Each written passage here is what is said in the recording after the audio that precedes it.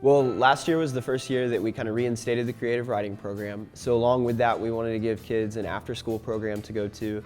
It's also a very large school, and there was just a whole section of students that are talented writers and poets, performance poets. And we just wanted to give them a place to come and kind of showcase that. And so Louder Than a Bomb, we kind of got details for last year, and then this year we were able to put together the team so we could start workshopping and showcasing the poems and the students. Mr. Wann and I really want to keep the club going. We feel like it's really going to gain momentum every year, and we've been really lucky this year that we have so much interest and we have such talented students that I think as people see more and hear more from our kids, that next year we'll have even more who want to do it, and the year after that we'll have even more, and we'll just keep gaining talent and interest, and it'll make it even more fun and exciting. My start was really at Mr. BA 1 year ago. I just didn't know what to do, so I decided to speak. That kind of led me towards the Poetry Slam in December. There, Mr. Wann pulled me out, was like, hey, you should take part in my advanced creative writing class next year. I've been writing poetry since I was about in middle school is when I really sparked my interest in it.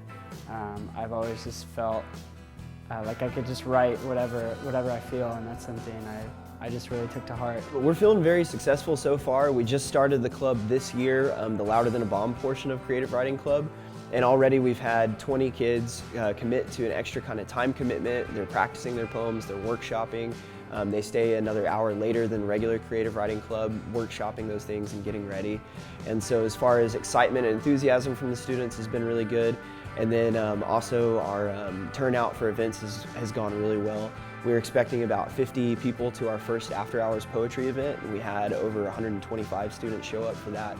So it's excited to see the school open their arms and support that. This was our first event where we exposed the student body to original student poetry. We had the theme, What Are You Afraid Of? And everyone shared poems about things that scare them, things they worried about, things that made them anxious. So we had 20 poets performing, and we sat in the black box and we all were on the floor, and it was like being in your best friend's living room and listening to them read their journals. And it was really fun. Everybody had a really great time. I think it was received really well by students and parents both. It was just something so awesome to be able to share my poetry and be able to hear other people's what they have to share. It was awesome. Our slam poetry team is still growing. We get new people every week. We had about, I believe, 18 participants there. We weren't expecting that huge of a turnout, maybe 40 or 50 people, and we ended up getting about 120, maybe more. It was crazy.